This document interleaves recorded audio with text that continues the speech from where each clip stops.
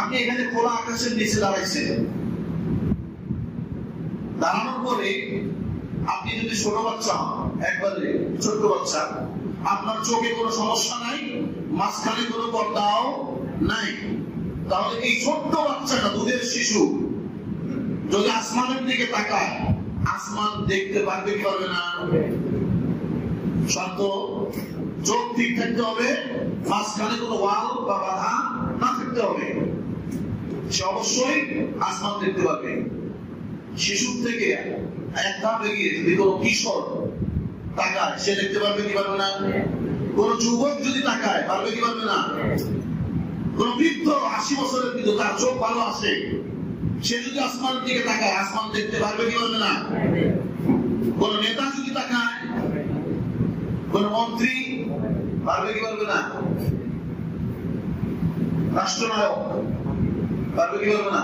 কোন কৃষক, সবাই পারবে। শর্ত হলো চোখে সমস্যা থাকা যাবে না, চোখ ঠিক থাকতে হবে, মাঝখানে কোনো পর্দা থাকা যাবে না। একজন শিশু, আমরা রাসূলকে আসমানের সঙ্গে তুলনা করি। একজন শিশু যদি আদর্শ শিশু হতে চায়, তো রাসূল আকরাম সাল্লাল্লাহু আলাইহি ওয়াসাল্লামকে দেখা ছাড়া আদর্শ শিশু হওয়া সম্ভব নয়। একজন কিশোর যদি আদর্শ কিশোর হতে চায়, তাহলে কিশোর মুহাম্মদুর রাসূলুল্লাহ সাল্লাল্লাহু আলাইহি ওয়াসাল্লামকে অনুসরণ করা ছাড়া আদর্শ কিশোর হওয়া সম্ভব নয়। একজন যুবক যদি আদর্শ যুবক হতে চায়, তাহলে যুবক মুহাম্মদুর রাসূলুল্লাহ সাল্লাল্লাহু আলাইহি ওয়াসাল্লামকে অনুসরণ করা ছাড়া আদর্শ যুবক হওয়া পশ্চিমকালেও সম্ভব নয়। একজন পিতা যদি আদর্শ পিতা হতে চায়, তাহলে পিতা মুহাম্মদুর রাসূলুল্লাহ সাল্লাল্লাহু আলাইহি ওয়াসাল্লামকে দেখতে হবে। একজন কৃষক যদি আদর্শ কৃষক হতে চায়, তাহলে কৃষক মুহাম্মদুর রাসূলুল্লাহ সাল্লাল্লাহু আলাইহি ওয়াসাল্লামকে দেখতে হবে। একজন রাষ্ট্রপ্রধান যদি আদর্শ রাষ্ট্রপ্রধান হতে চায়, তাহলে রাষ্ট্রপ্রধান মুহাম্মদুর রাসূলুল্লাহ সাল্লাল্লাহু আলাইহি ওয়াসাল্লামকে অনুসরণ করা ছাড়া আদর্শ রাষ্ট্রপ্রধান হওয়া পশ্চিমকালেও সম্ভব নয়। তারা বলেন ঠিক না? রাসূলের এই জিন্দেগিতে প্রত্যেকটা পাঠ আছে, একবারে শিশুর থেকে নিয়ে রাষ্ট্রপ্রধান পর্যন্ত রাসূল এমন কোন কাজ নাই যেটা করেন নাই।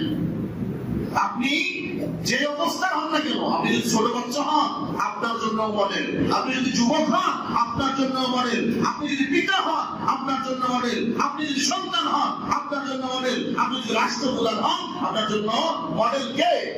মুহাম্মদুর রাসূলুল্লাহ সাল্লাল্লাহু আলাইহি ওয়াসাল্লাম।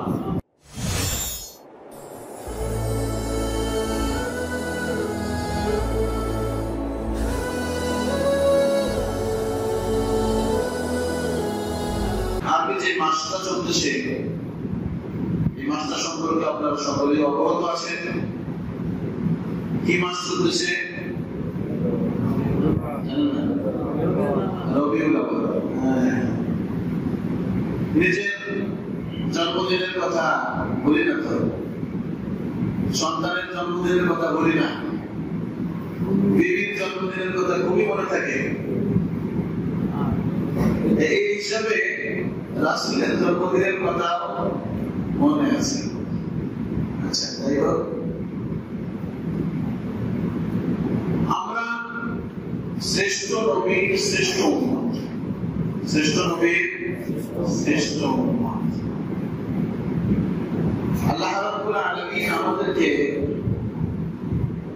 শ্রেষ্ঠ নবীর উম্মত বানাইছে বিদায় আমরা শ্রেষ্ঠ উম্মত হতে পেরেছি। নাকি আমাদের কোন ক্রেডিট, আমাদের কোন যোগ্যতায় শ্রেষ্ঠ উম্মত হয়েছি? আল্লাহ রাব্বুল আলামিন ভিআইপি সব জিনিস শেষ নবীকে দিয়েছেন, সেই হিসাবে ভিআইপি উম্মত শেষ নবীকে দান করছে। আমি আগে আপনাদেরকে বলেছিলাম, আল্লাহ রাব্বুল আলামিন আমাদেরকে সাজায় রাখছিলেন। শোপিস আমরা শোকেসে সাজায় রাখি না, শোকেসে এই শোকেসে সাজায় রাখি যে শোপিস, এটা কি ব্যবহার করার জন্য না দেখার জন্য? কথা বলেন না, আজকে শুরু দিয়ে অস্ত্র না, কথার উত্তর দিতে হবে। আল্লাহ রাব্বুল আলামিন আমাদেরকে সাজায় রাখছিলেন। অনেক নবী দাবি করছিলেন, দরখাস্ত করছিলেন, ইয়া রাব্বুল আলামিন ওই যে উম্মতগুলো দেখা যায় এগুলো দেন না আমাকে। মুসা আলাইহিস সালাম আল্লাহর কাছে দাবি করছিলেন, আল্লাহ ওই যে উম্মতগুলো ওই যে সাজা রাখছেন এগুলো দেন না আমাকে। বলছে না, এদেরকে রাখা হয়েছে ভিআইপি, এরা ভিআইপি মেহমান, এদেরকে পাঠানো হবে সবার শেষে। তার জন্য শ্রেষ্ঠ নবী আমার সবার শেষে আসবে। এই শ্রেষ্ঠ নবীর শ্রেষ্ঠ উম্মতদেরকে আমি চোখে সাজা গেছি। আমরা না শ্রেষ্ঠ নবীর শ্রেষ্ঠ উম্মত। শ্রেষ্ঠত্বের অনেক কারণ, অন্যান্য নবীর উম্মত তো নবীর উম্মত, তাদের উপর আমাদের শ্রেষ্ঠত্বের অনেক কারণ, দুনিয়া আখিরাত অনেক কারণ আছে। এগুলো থেকে দুনিয়ার মধ্যে যে কারণটা মনোযোগ সহকারে শুনবেন, সে কারণটা হলো অন্যান্য নবীর উম্মতেরা তাদের নবীর আদর্শকে শেষ পর্যন্ত অক্ষত রাখতে পারবে। কথাটা আমি বুঝতে পারছি। অন্যান্য নবীর উম্মতেরা তাদের নবীর যে আদর্শ আছে এই আদর্শটাকে শেষ পর্যন্ত ধরে রাখতে পারে না। হযরত মূসা আলাইহিস সালামের উম্মত মূসা আলাইহিস সালামের আদর্শকে শেষ পর্যন্ত ধরে রাখতে পারে না। ঈসা আলাইহিস সালামের উম্মত ঈসা আলাইহিস সালামের আদর্শকে শেষ পর্যন্ত ধরে রাখতে পারে না। দাউদ আলাইহিস সালামের উম্মত দাউদ আলাইহিস সালামের আদর্শকে শেষ পর্যন্ত ধরে রাখতে পারে না। এমনকি তাদের নবীর উপরে আসমানি যে কিতাব নাযিল হয়েছে এই কিতাবও বিকৃতি ছাড়া এটাকে শেষ পর্যন্ত ধরে রাখতে পারে না। মূসা আলাইহিস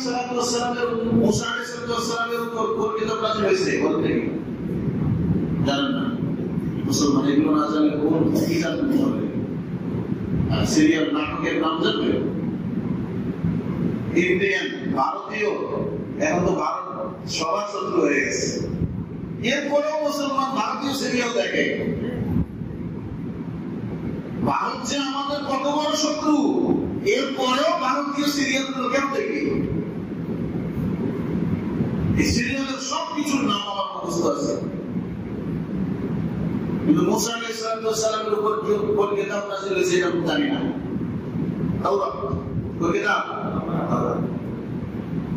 মূসা আলাইহিস সালামের উপর যে তাওরাত নাযিল হয়েছে এটা বিকৃত ছাড়া, এখন আমাদের সামনে বিকৃত ছাড়া তাওরাত আছে, মানে বিকৃত হয় নাই, পরিবর্তন হয় নাই। এই পরিবর্তন ছাড়া তাওরাত কিতাব নাই। ঈসা আলাইহিস সালামের উপর ইনজিল কিতাব নাযিল হয়েছে। খ্রিস্টানরা তাদের এই ইনজিল কিতাবকে ধরে রাখতে পারে নাই। ইনজিল কিতাবের মধ্যে বিকৃত হয়ে গেছে, পরিবর্তন হয়ে গেছে। দাউদ আলাইহিস সালামের উম্মতেরা জাবুরকে পরিবর্তন ছাড়া ধরে রাখতে পারে নাই। শেষ নবীর শ্রেষ্ঠ নবী শ্রেষ্ঠ উম্মত কেন শ্রেষ্ঠ এটা আপনাদেরকে বুঝাইতেছি। কি জন্য শ্রেষ্ঠ? আমরা আমাদের নবীর আদর্শকে শেষ পর্যন্ত ধরে রাখতে সক্ষম। আমরা আমাদের নবীর আদর্শকে শেষ পর্যন্ত ধরেও রাখি। আমাদের নবীর উপর যে আসমানি কিতাব নাযিল হয়েছে এই আসমানি কিতাব কিয়ামত পর্যন্ত বিকৃত ছাড়া, পরিবর্তন ছাড়া যেমন নাযিল হয়েছে তেমনি থাকবে। সুবহানাল্লাহ। কেন শ্রেষ্ঠ বুঝে আসছে? এই জন্য আমরা শ্রেষ্ঠ নবীর শ্রেষ্ঠ উম্মত। এখন বলবেন হুজুর তাওরাত আর জাবুর ইনজিলের মধ্যে যে পরিবর্তন হয়েছে এটা আপনি বলেন কোথায়? পরিবর্তন ছাড়া নাই, পরিবর্তন ছাড়া নাই। আপনি ইতিহাস পড়েন, আপনিও বলেন।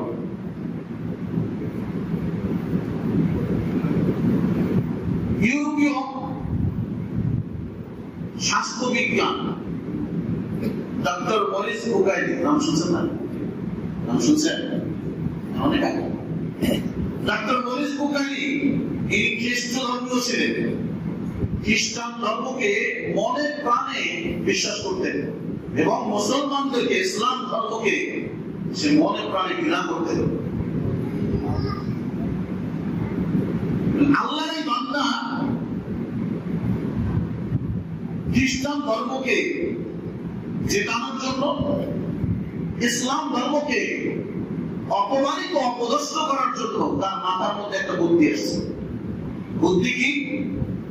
ইসলাম ধর্মের যে গাইডলাইন আছে, ধর্মীয় গ্রন্থ আছে, এই গ্রন্থকে যদি আমি কোন একটা ভুল সাব্যস্ত করতে পারি, এই গ্রন্থের মধ্যে যদি একটা ভুল আমি বের করতে পারি, তাহলে এই ইসলাম ধর্মের ধর্মগ্রন্থ ভুল সাব্যস্ত হবে, ইসলাম ধর্মের নবীও মিথ্যাবাদী হবে, আর ইসলাম ধর্মটাও ভুল ধর্ম হিসাবে পৃথিবীর জমিনে সাব্যস্ত হবে, আমি সাকসেস হব। এটা হলো তার বিশ্বাস। এখন ইসলাম ধর্মের ধর্মগ্রন্থ কোরআন, ইসলাম ধর্মের ধর্মগ্রন্থের নাম কি? কোরআন। কোরআন যদি রিসার্চ করতে হয়, যাচাই বাছাই করতে হয়, আরবি ভাষায় পাণ্ডিত্য অর্জন করতে হবে না? আরবি ভাষার পাণ্ডিত্য অর্জন করতে হবে, না হলে কোথায় কি আছে সে ভুল ধরবে কেমনে? সৌদি সরকারের সহযোগিতায় সে আরবি ভাষার ব্যাকরণ, আরবি ভাষায় পাণ্ডিত্য অর্জন করে, করার পরে প্রত্যেকটা অক্ষর, প্রত্যেকটা শব্দ একটা একটা করে একবারে যাচাই বাছাই করে, করার পরে একটা নোক্তাতেও ভুল পায় নাই। আলহামদুলিল্লাহ, ভুল পায় নাই। এরপরেও তার মনের আশা মেটে নাই। সে শুনছে যে অমুক জাদুঘরে হযরত উসমান রাদিয়াল্লাহু তাআলা আনহু এর সংকলিত কোরআনের একটা কপি আছে, উনি যে একত্রিত করছেন কোরআন, এই কোরআনের একটা কপি সেখানে আছে। উনি মনে মনে ভাবছেন যে বর্তমানে নব মেশিন দ্বারা ছাপানো যে কোরআন আর সেই ওসমানের হাতে সংকলিত কোরআন, অবশ্যই এর মধ্যে কম বেশি থাকবে। মেশিনে ছাপাইছে আর মানুষ হাতে লিখছে, কম বেশি তো থাকতে পারবে। উনি ওই কোরআন যাচাই করতে গেছে। যাওয়ার পরে আল্লাহর কুদরত, আল্লাহ রাব্বুল আলামিন হেফাজত করেছেন যে নব আবিষ্কৃত যে কোরআন, মেশিনে ছাপানো যে কোরআন, আর ওসমান রাদিয়াল্লাহু তাআলা হাতে সংকলিত যে কোরআন, এই কোরআনের মধ্যে একটা অক্ষর, একটা জের জবর পেশ, একটা নোক্তারও কম বেশি করতে পারে না। চিৎকার দিয়ে আল্লাহু আকবার। তখন এই মরিস বুকাইলি স্বাস্থ্যবিজ্ঞান, উনি কালেমা পড়ে মুসলমান হয়েছেন। ইনি মুসলমান হওয়ার পরে একটা কিতাব লিখছেন। সেই কিতাবের মধ্যে উনি বলছেন, উনি একবারে বিজ্ঞানের থিওরি দিয়ে যাচাই বাছাই করে ওনার যত অভিজ্ঞতা আছে সব অভিজ্ঞতাকে শেষ করে এরপরে উনি এই কথা সাক্ষ্য দিয়েছেন, খ্রিস্টান ধর্মের যেই কিতাব, ইহুদি ধর্মের যেই কিতাব, বর্তমান যে আমাদের খ্রিস্টান ধর্মেরা যে কিতাব অধ্যয়ন করে সেটার নাম কি? বাইবেল। সেটার নাম কি? বাইবেল। বলে এই বাইবেল কিতাবটা তাওরাত, মুসা আলাইহিস সালামের উপর যে তাওরাত নাযিল হয়েছিল, এই তাওরাত আর ঈসা আলাইহিস সালামের উপর যে ইনজিল কিতাব নাযিল হয়েছিল, তাওরাত আর ইনজিলের সমন্বয়ে গঠিত বর্তমানে বাইবেল। তাওরাত সেই নাযিলকৃত তাওরাত আর নাই, ইনজিল সেই নাযিলকৃত ইনজিল আর নাই। এটার মধ্যে কম বেশি করে দুটাকে এক জায়গায় করে এটার নাম দিয়েছে কি? বাইবেল। এটাকে আমরা বললাম যে তাদের ধর্মের কিতাব পরিবর্তন হয়েছে, এটাকে আমরা বললাম না তাদের ধর্মের লোকই বললো? তাদের ধর্মের লোক। এজন্য তাওরাত, জাবুর, ইনজিল প্রত্যেকটা কিতাবের মধ্যে পরিবর্তন হয়েছে, কিন্তু কোরআনের মধ্যে পরিবর্তন হয় নাই, হবেও ওই হুজুর এত গ্যারান্টি কিসের? তাদেরটা যদি পরিবর্তন হতে পারে, 1000 বছর আগে কোরআন নাযিল হয়েছে, এই কোরআনের মধ্যে পরিবর্তন হয় নাই, আপনি কোন সাহসে বলতেছেন? কি গ্যারান্টি? গ্যারান্টি আমি দেবো না, গ্যারান্টি কে দিচ্ছেন? কে দিচ্ছেন? আল্লাহ রাব্বুল আলামিন এর গ্যারান্টি দিয়ে দিচ্ছেন, এর দায়িত্ব দিচ্ছেন। ইন্না নাহনু নাযালনা যিকরা ওয়া ইন্না লাহু লাহাফিজুন। আল্লাহ রাব্বুল আলামিন বলতেছেন, এই কোরআনকে নাযিল করেছি আমি। সুবহানাল্লাহ। আর এই কোরআন কিয়ামত পর্যন্ত এর একটা অক্ষর, একটা জের, জবর, একটা নোক্তা হেফাজতের দায়িত্ব আমি আল্লাহ সুবহানাহু। এর মধ্যে কেউ পরিবর্তন করতে পারবে না। অনেকেই পরিবর্তন করার চেষ্টা করেছে, কেউ পরিবর্তন করতে পারে নাই, কিয়ামত পর্যন্ত কেউ পরিবর্তন করতে পারবেও না। এত বড় একটা কোরআন আল্লাহ রাব্বুল আলামিন আমাদেরকে দিয়েছে, এই জন্য আমরা কি শ্রেষ্ঠ নবীর শ্রেষ্ঠ উম্মত। অন্যান্য নবীর উম্মতের উপর শ্রেষ্ঠত্বের এই একটা কারণ। আখিরাতের মধ্যেও আমরা শ্রেষ্ঠত্ব পাবো, অনেক কারণ আছে। এর মধ্যে একটা হলো শেষ নবীর উম্মতে বিচার কাজ সব হাসরবাসীরা মাঠের মধ্যে অপেক্ষায় থাকবে। আল্লাহ রাব্বুল আলামিন শেষ নবীর উম্মতের বিচার আগে করে নেবেন। সুবহানাল্লাহ। রাসূল আকরাম সাল্লাল্লাহু আলাইহি ওয়াসাল্লাম হাদিসে বলেন, যতক্ষণ পর্যন্ত আমি মুহাম্মদ জান্নাতে যাব না, ততক্ষণ পর্যন্ত কোন নবী জান্নাতে যেতে পারবে না। আর যতক্ষণ পর্যন্ত আমি মুহাম্মদের উম্মত জান্নাতে যাবে না, ততক্ষণ পর্যন্ত কোন নবীর কোন উম্মত জান্নাতে যাইতে পারবে না। হাদিস দ্বারা কি বুঝলেন? আল্লাহ রাব্বুল আলামিন এই নবীর উম্মতের বিচার কাজ আগে করবেন। আমরা শ্রেষ্ঠত্ব পাবো হাসরের ময়দানেও। বলছিলাম আমি আপনি যতক্ষণ পর্যন্ত এই ফুল সিরাত পার না হবো, ততক্ষণ পর্যন্ত কোন নবীর উম্মত পার হতে পারবে না। এই জন্য হাসরের ময়দানে শ্রেষ্ঠত্ব আমাদের হাতে থাকবে ইনশাআল্লাহ। আল্লাহ, আমার যে আলোচনার বিষয় সেটা হলো রবিউল আউয়াল মাস। সাধারণ মুসলমান যারা আমরা দুইটা মাসকে, আরবি দুইটা মাসকে স্মরণ করি, এটা কেউ বলে না।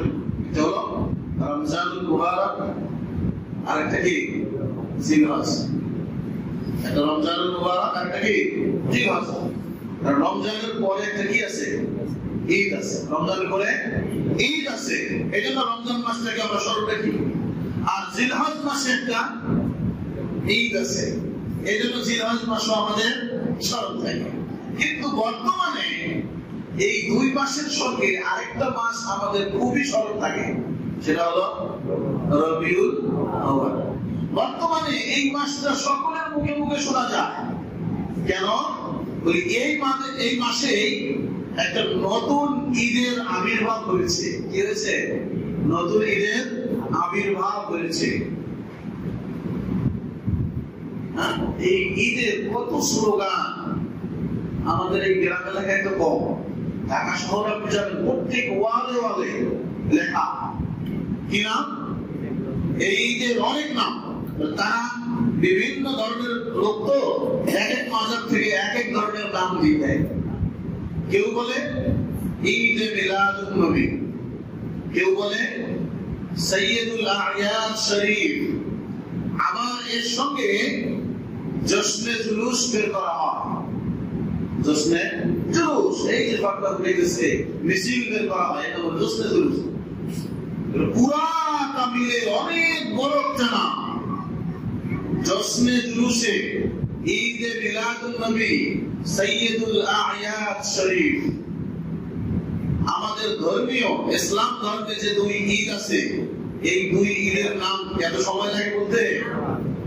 ঈদুল ফিতর, ঈদুল আযহা। আর নতুন যে ঈদ বের হয়েছে, এই ঈদের নাম বলতেই এক মিনিট লাগে।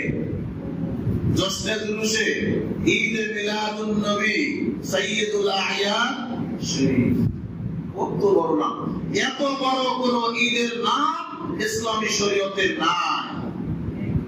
কথা বলেন, আছে না নাই? নাই। তো এই ঈদ এখন আমাদের সমাজে, এমনকি সরকারি ভাবে এই ঈদের জন্য ছুটি ঘোষণা করা হয়। সরকারি ছুটি আছে না নাই? ঈদে মিলাদুন নবীর সরকারি ছুটি ঘোষণা হয়ে গেছে। তো মূলত ইসলামী শরীয়ত কতটুকু প্রাধান্য দেয় ঈদকে, আর এই ঈদের ব্যাপারে কি বলে, পালন করা জায়েজ না নাজায়েজ, এটা আমরা জানবো। এর আগে আমাদেরকে জানতে হবে, যে শব্দ মনে রাখবেন, একটা হলো সিরাতুন নবী আর একটা হলো মিলাদুন নবী। কি বলছি? সিরাতুন নবী আর একটা কি মিলাদুন নবী। সিরাত শব্দের অবস্থা, সিরাত শব্দের অর্থ হলো অবস্থা, আর আন-নবী শব্দের অর্থ হলো আমাদের নবী। মিলাদ শব্দের অর্থ হলো জন্ম, আর আন-নবী শব্দের অর্থ হলো আমাদের নবী।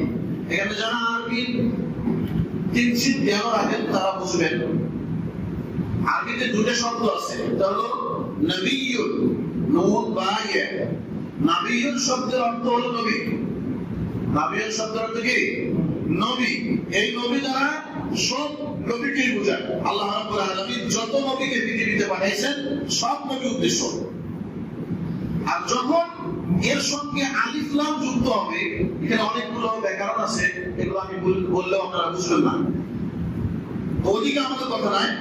এখানে যদি আলিফ লাম যুক্ত হয়, আন-নবী শব্দটা হয়, এই আন-নবী দ্বারা বিল খুসুস শুধু আমাদের নবীকে বোঝায়। কথাটা বুঝে আসছে? এজন্য সিরাতুন নবী দ্বারা হলো আমাদের নবীর জীবনের অবস্থা। জীবনের অবস্থা মানে তার সারা জীবনে কি কি কাজ করেছেন এগুলো। আর মিলাদুন নবী মানে আমাদের নবীর জন্ম, আমাদের নবীর জন্ম। আমরা মনে করি মিলাদুন নবী আর সিরাতুন নবী। আমাদের সমাজে অনেকে বলেন যে মিলাদুন নবী আলোচনা করা, সিরাতুন নবীর আলোচনা করা, নবীজির জীবন বৈশিষ্ট্য আলোচনা করা, নবীজির জন্মের ব্যাপারে আলোচনা করা, এটা আমাদের অনেক ওলামায়ে কেরাম বলে থাকেন সওয়াবের কাজ। নবীজির জীবনের বৈশিষ্ট্য, জন্ম থেকে জন্ম বিস্তারিত আলোচনা করা, এগুলো সওয়াবের কাজ। আমি বলবো যে মূলত শুধু রাসূল আকরাম সাল্লাল্লাহু আলাইহি ওয়াসাল্লামের জন্ম বিষয়ে আলোচনা করা, এটা কোনো সওয়াবের কাজ যে আমরা বলি, এই কথাটা 100% ঠিক না, আংশিক ঠিক। কেমন? রাসূল আকরাম সাল্লাল্লাহু আলাইহি ওয়াসাল্লামের যে জীবন আছে, এই জীবনটার সীমা হলো 63 বছর। কত বছর? 63 বছরের জিন্দেগি, এটা হলো রাসূলের সিরাত। আর এক রবিউল আউয়াল থেকে আরেক রবিউল আউয়াল পর্যন্ত মাঝখানে 63 বছরের জিন্দেগি, এটার নাম কি? সিরাতুন নবী। আর রাসূল আকরাম সাল্লাল্লাহু আলাইহি ওয়াসাল্লাম যেদিন জন্মগ্রহণ করেছেন, এই দিনটা শুধু মিলাদুন নবী। মানুষ জন্মগ্রহণ করে কতদিন? কতদিন? কথা বলেন না, বুঝেন না কেন? জন্মগ্রহণ করে কয়দিন? একদিন। যেদিন জন্মগ্রহণ করেছে এই দিন, মানে যেই দিনে জন্ম হয়েছে এই দিনের যে এই দিনটা, এটা হলো মিলাদুন নবী। আর ওই দিন থেকে নিয়ে আরেক রবিউল আউয়াল পর্যন্ত মাঝখানে যে 63 বছরের জিন্দেগি আছে, এই 63 বছরের জিন্দেগি হলো সিরাতুন নবী। এখন আসেন, এই যে সিরাতুন নবীর 63 বছর, এই 63 বছরে 3টা অধ্যায়ে ভাগ আছে। 63 বছরের মধ্যে কয়টা অধ্যায় আছে? 3টা অধ্যায় আছে। একটা হলো জন্ম থেকে নিয়ে নবুয়ত প্রাপ্তির আগ পর্যন্ত, কোরআন নাজিলের আগ পর্যন্ত 40 বছরের জিন্দেগি। প্রথম অধ্যায় জন্ম থেকে নিয়ে কোরআন নাজিলের আগ পর্যন্ত 40 বছরের জিন্দেগি, এটা হলো কি প্রথম অধ্যায়। এরপরে হলো কোরআন নাজিলের পর থেকে নিয়ে হিজরতের আগ পর্যন্ত মক্কি জিন্দেগি। কত বছর? মুসলমান কিছুই জানেন না। মক্কি জিন্দেগি কত বছর? আমি বলবো না আজকে। মক্কি জিন্দেগি কত বছর বলেন একজন, যে পারেন বলেন। 13 বছর। কত বছর?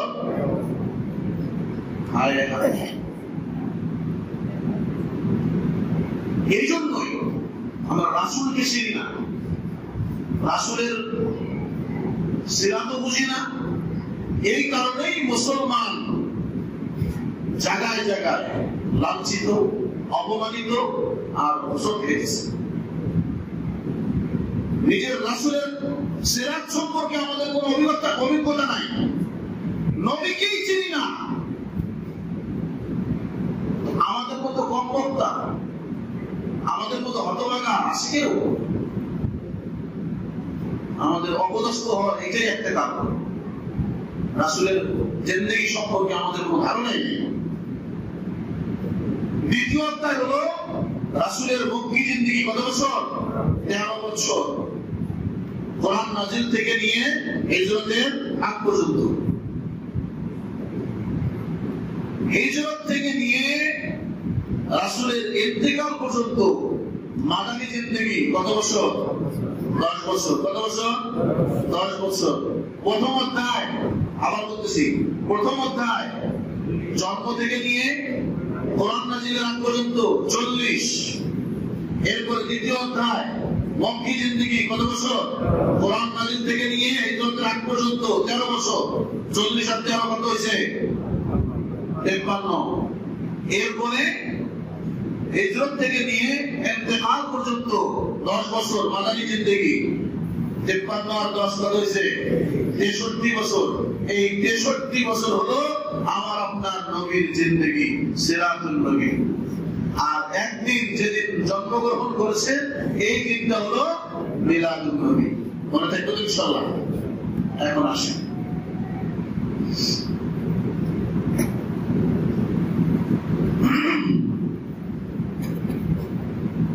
রাসূল আকরাম সাল্লাল্লাহু আলাইহি ওয়াসাল্লাম যে জন্মগ্রহণ করেছে, জন্মগ্রহণ করার আগে ওই সময়ের অবস্থা, পৃথিবীর অবস্থা কেমন ছিল, আর জন্মগ্রহণ করার পরে এর মধ্যে কি পার্থক্য সৃষ্টি হয়েছে, এটা জানার দরকার আছে কি আছে না? আমাদের সমাজে একটা স্লোগান আছে, যারা ঈদে মিলাদুন নবী পালন করে, এরা বলে যে ঈদে মিলাদুন নবী তারা কি করে? পালন করে। তো আমি বলবো ঈদে মিলাদুন নবী পালন করার কোনো জিনিসই না, মিলাদুন নবী পালন করার কোনো জিনিস নয়। সিরাতুন নবী পালন করা যায়, কারণ সিরাতুন নবী হলো রাসূলের একবারে জন্মের পর থেকে নিয়ে পুরা ইন্তেকাল পর্যন্ত 63 বছরের জিন্দেগির নাম হলো কি? সিরাতুন নবী। আর এই সিরাতুন নবী আপনাদেরকে একটা উদাহরণ দিই। আপনি এখানে খোলা আকাশের নিচে দাঁড়াইছেন, দাঁড়ানোর পরে আপনি যদি ছোট বাচ্চা হন, একবারে ছোট্ট বাচ্চা, আপনার চোখে কোনো সমস্যা নাই, মাঝখানে কোনো পর্দাও নাই, তাহলে এই ছোট্ট বাচ্চাটা, দুধের শিশু, যদি আসমানের দিকে তাকায়, আসমান দেখতে পারবে কি পারবে না? শর্ত, চোখ ঠিক থাকতে হবে, মাঝখানে কোনো ওয়াল বা বাধা না থাকতে হবে, সে অবশ্যই আসমান দেখতে পারবে।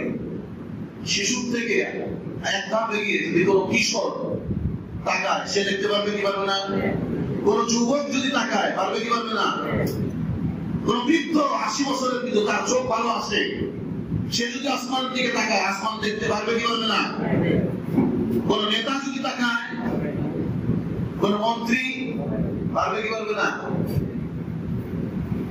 রাষ্ট্রনায়ক পারবে কি পারবে না? কোন কৃষক, সবাই পারবে। শর্ত হলো চোখে সমস্যা থাকা যাবে না, চোখ ঠিক থাকতে হবে, মাঝখানে কোনো পর্দা থাকা যাবে। একজন শিশু, আমরা রাসূলকে আসমানের সঙ্গে তুলনা করি। একজন শিশু যদি আদর্শ শিশু হতে চায় তো রাসূল আকরাম সাল্লাল্লাহু আলাইহি ওয়াসাল্লামকে দেখা ছাড়া আদর্শ শিশু হওয়া সম্ভব নয়। একজন কিশোর যদি আদর্শ কিশোর হতে চায় তাহলে কিশোর মুহাম্মদুর রাসূলুল্লাহ সাল্লাল্লাহু আলাইহি ওয়াসাল্লামকে অনুসরণ করা ছাড়া আদর্শ কিশোর হওয়া সম্ভব নয়। একজন যুবক যদি আদর্শ যুবক হতে চায় তাহলে যুবক মুহাম্মদুর রাসূলুল্লাহ সাল্লাল্লাহু আলাইহি ওয়াসাল্লামকে অনুসরণ করা ছাড়া আদর্শ যুবক হওয়া পশ্চিমকালেও সম্ভব নয়। একজন পিতা যদি আদর্শ পিতা হতে চায় তাহলে পিতা মুহাম্মদুর রাসূলুল্লাহ সাল্লাল্লাহু আলাইহি ওয়াসাল্লামকে দেখতে হবে। একজন কৃষক যদি আদর্শ কৃষক হতে চায় তাহলে কৃষক মুহাম্মদুর রাসূলুল্লাহ সাল্লাল্লাহু আলাইহি ওয়াসাল্লামকে দেখতে হবে। একজন রাষ্ট্রপ্রধান যদি আদর্শ রাষ্ট্রপ্রধান হতে চায় তাহলে রাষ্ট্রপ্রধান মুহাম্মদুর রাসূলুল্লাহ সাল্লাল্লাহু আলাইহি ওয়াসাল্লামকে অনুসরণ করা ছাড়া আদর্শ রাষ্ট্রপ্রধান হওয়া পশ্চিমকালেও সম্ভব নয়। তারা বলেন ঠিক না? রাসূলের এই জিন্দেগিতে প্রত্যেকটা পাঠ আছে, একবারে শিশু থেকে নিয়ে রাষ্ট্রপ্রধান পর্যন্ত রাসূল এমন কোন কাজ নাই যেটা করেন নাই। আপনি যে অবস্থায় হন না কেন, আপনি যদি ছোট বাচ্চা হন আপনার জন্য মডেল, আপনি যদি যুবক হন আপনার জন্য মডেল, আপনি যদি পিতা হন আপনার জন্য মডেল, আপনি যদি সন্তান হন আপনার জন্য মডেল, আপনি যদি রাষ্ট্রপ্রধান হন আপনার জন্য মডেল কে? মুহাম্মদুর রাসূলুল্লাহ সাল্লাল্লাহু আলাইহি ওয়াসাল্লাম। রাসূল আকরাম সাল্লাল্লাহু আলাইহি ওয়াসাল্লাম যখন জন্মগ্রহণ করেন, রাসূলের মিলাদ, রাসূল যখন জন্মগ্রহণ করেন তার আম্মার পেটে আসছে। আমেনা উনি বলেন অন্যান্য মহিলারা প্রসব করার সময়, সন্তান প্রসব করার সময় যে ব্যথা, যে কষ্ট অনুভব করে, আমি আমার সন্তান মুহাম্মদকে প্রসব করার সময় এই কষ্টের বিন্দু মাত্র কষ্ট আমি অনুভব করি নাই। রাসূল আকরাম সাল্লাল্লাহু আলাইহি ওয়াসাল্লাম জন্মের সময়ও ইচ্ছাকৃত তো নাই, অনিচ্ছাকৃত ভাবেও তার আম্মাকে কোনো কষ্ট দেন নাই। আমি আপনি কি জন্মের সময় থেকে নিয়ে শিশু জামানা যেটা আছে, ইচ্ছাকৃত অনিচ্ছাকৃত মাকে কষ্ট দেই নাই? কথা বলেন কিনা? দিছি না? দিছি।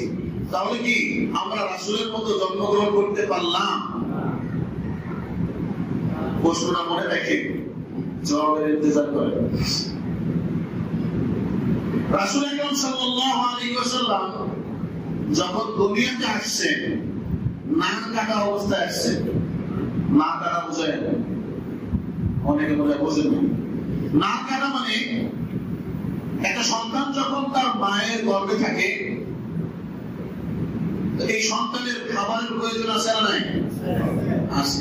তো মায়ের পেটের মধ্যে কি খাবে? ফল ফ্রুট, কোরমা পোলাও আছে নাকি? মা যা খাবে সন্তান এই খাবার থেকে এর অংশ সন্তান গ্রহণ করবে। কিভাবে? রক্তের মাধ্যমে। মায়ের একবারে পেটের নিচে যে নাপাক রক্ত হয়, এই নাপাক রক্তটা সন্তানের শরীরে যায়, আর এই সন্তান এই রক্ত থেকে খাবারের চাহিদা মিটায়। এই সন্তান ভূমিষ্ঠ হওয়ার পরে যেই জবান দিয়ে আল্লাহকে ডাকবে, এই জবান দিয়ে যদি মায়ের পেটের নাপাক রক্ত সন্তানের পেটে যায় তাহলে এই জবান পাক থাকবে না নাপাক হয়ে যাবে? নাপাক হয়ে যাবে। এজন্য আল্লাহ রাব্বুল আলামিন মায়ের ওই খাদ্য নালীর সাথে সন্তানের নাভির সঙ্গে একটা পাইপের জয়েন্ট করে দিয়েছেন, যাতে করে পবিত্র জবানটা অপবিত্র না হয় আর সন্তানের খাবারের চাহিদাও পুরা হয়। এজন্য সন্তান আর মা, এই দুইজনের মধ্যে এই একটা পাইপের সংযোগ করে দিয়েছেন কে? আল্লাহ রাব্বুল আলামিন। এই পাইপটা যখন সন্তান জন্মগ্রহণ করে, বলে এই পাইপটাকে কেটে দিতে হয়। এই পাইপটার নাম কি? না। এই পাইপটার নাম কি বলছি? না। বলে এই পাইপটা, এই নারটাকে কেটে দিতে হয়। রাসূল আকরাম সাল্লাল্লাহু আলাইহি ওয়াসাল্লাম যখন জন্মগ্রহণ করেছে, বলে এই নার কাটার কোনো প্রয়োজন হয় নাই। আল্লাহ রাব্বুল আলামিন কুদরতিভাবে মায়ের পেটের মধ্যে রাসূল আকরাম সাল্লাল্লাহু আলাইহি ওয়াসাল্লামের এই নার কাটা অবস্থায় তাকে জন্ম দিয়েছেন। সুবহানাল্লাহ। তো আমি আপনি কি এই নার কাটা অবস্থায় জন্মগ্রহণ করেছি? তো মিলাদুন নবী পালন করা সম্ভব? কথা বলেন, সম্ভব না। আরেকটা শুনেন, রাসূল আকরাম সাল্লাল্লাহু আলাইহি ওয়াসাল্লাম মায়ের পেট থেকে খতনাকৃত অবস্থায় বেরিয়েছিল। খতনা বুঝিত, আমরা মুসলমানরা যে খতনা করি পুরুষদেরকে, ছেলেদেরকে, রাসূল আকরাম সাল্লাল্লাহু আলাইহি ওয়াসাল্লাম খতনাকৃত অবস্থায় বের হয়েছে। তো আমি আপনি কি মায়ের পেট থেকে খতনা অবস্থায় বের হয়েছি? যদি বের না হয়ে থাকি, তাহলে মিলাদুন নবী পালন করলাম কেমনে? মিলাদুন নবী পালন করা সম্ভব? সম্ভব না। এরপর আসেন, রাসূল আকরাম সাল্লাল্লাহু আলাইহি ওয়াসাল্লাম জন্মের পরে সাথে সাথে একবার মায়ের পেট থেকে বের হয়ে সিজদা দিয়েছেন। সিজদা দেওয়ার পরে এখানে রাসূল আকরাম সাল্লাল্লাহু আলাইহি ওয়াসাল্লাম দোয়া পাঠ করছেন। আমি আপনি জন্মের পরে সিজদা দিয়ে দোয়া পাঠ করছি নাকি? জ্ঞান ছিল, আমি আপনার আমার দ্বারা এটা সম্ভব নয়। তাহলে এর দ্বারা বোঝা যাচ্ছে মিলাদুন নবী পালন করা সম্ভব। কথা বুঝে আসছে? মিলাদুন নবী এটা হলো আলোচ্য বস্তু। মিলাদুন নবী কি ভাই? আলোচ্য বস্তু। আর সিরাতুন নবী শুধু আলোচনা করলেই হয় না পালন করতেও হয়? শুধু আলোচনা করলেই হয় না, পালনও করতে হয়। পালনও করতে হয়। সিরাতুন নবী মানে রাসূলের একবারে জন্মের পর থেকে নিয়ে ইন্তেকাল পর্যন্ত এই 63 বছরের জিন্দেগি শুধু আলোচনা করলেই হয় না পালন করতে হয়? রাসূল আকরাম সাল্লাল্লাহু আলাইহি ওয়াসাল্লাম 5 ওয়াক্ত নামাজ আদায় করেছেন জন্মের পরে। জন্মের দিন রাসূল সাল্লাল্লাহু আলাইহি ওয়াসাল্লাম 5 ওয়াক্ত নামাজ পড়েছেন জন্মের দিন নাকি প্রাপ্ত বয়স? রাসূলের জীবনের বৈশিষ্ট্য এটা যে রাসূলের যখন ফরজ হয়েছে 63 বছরে তিনি কি করছেন? নামাজ আদায় করছেন। রাসূল আকরাম সাল্লাল্লাহু আলাইহি ওয়াসাল্লাম লম্বা জামা পরিধান করছেন, লম্বা পোশাক পরিধান করছেন। এটা কি জন্মের দিন? কখন? রাসূলের জিন্দেগিতে, সিরাতের মধ্যে। রাসূল আকরাম সাল্লাল্লাহু আলাইহি ওয়াসাল্লাম এক মুষ্টির কমে কখনো দাড়ি রাখেন নাই। এটা কি জন্মের দিনে না কখন? রাসূলের জিন্দেগিতে। রাসূলের জিন্দেগিতে। বলে এগুলো কি শুধু আলোচনা করলেই হবে নাকি পালন করতে হবে? তবে সিরাতুন নবী আলোচনা করলেই যথেষ্ট নয়, কি করতে হয়? পালনও করতে হয়। আর মিলাদুন নবী আলোচ্য, এর পালন করার কিছুই নাই। তাহলে আমাদের সমাজে যারা মিলাদুন নবী পালন করি বলতেছে, মিলাদুন নবী, ঈদে মিলাদুন নবী পালন করি বলতেছে, তাহলে তারা কোন শ্রেণীর বাটপা? আপনি হিসাব করছেন কোন শ্রেণীর বাটপা? তারা কেন বলে যে আমরা মিলাদুন নবী পালন করি? মিলাদুন নবীতে পালন করার কোন জিনিসই নাই। বলে এই জন্য তারা বলতেছে যে আমরা মিলাদুন নবী পালন করি। মানে মিলাদুন নবী পালন করি বললে তো নামাজ পড়া লাগবে না, দাড়ি রাখতে হবে না, লম্বা জামা গায়ে দিতে হবে না, তারপরে আরো যত বিধান আছে এগুলো একটাও মিলাদুন নবীর মধ্যে নাই, এগুলো পালন করতে হবে না। মিলাদুন নবী হলো আলোচ্য বিষয়। তারা কেমনে বলে যে আমরা মিলাদুন নবী পালন করি? যারা এই কথা বলে তারা এই সমাজের দাঙ্গাবাজ। কথা বলে ঠিক না? কারণ যারা প্রকৃত আল্লাহ রাসূলের উম্মত হিসেবে দাবি করে তারা সিরাতুন নবী বাদ দিয়ে কখনো নবীর উম্মত হিসেবে দাবি করার সাহস পর্যন্ত রাখে না। সিরাতুন নবী বাদ দিয়ে উম্মতই হয় না, তো আপনি সিরাতুন নবী বাদ দিয়ে উম্মত করতে হবে?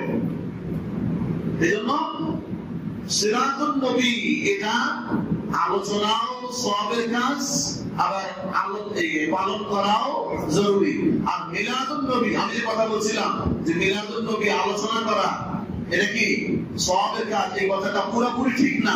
এটা এখন বুঝাচ্ছে তো মিলাদুন নবী আলোচনা যদি সওয়াবের কাজ হয়, শুধু এতটুকু বলেন যে রাসূলের 63 বছরের জিন্দেগি আলোচনা করা যে সওয়াবের কাজ, এই জিনিসটা বাদ পড়ে যাবে।